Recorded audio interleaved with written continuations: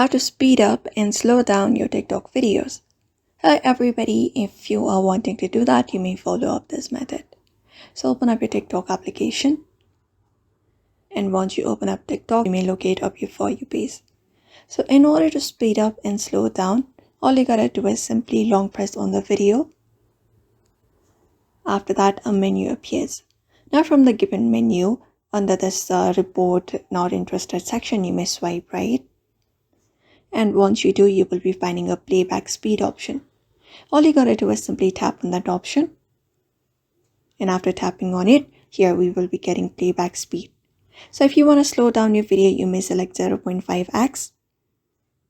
And you will be finding the video being played at a slower rate.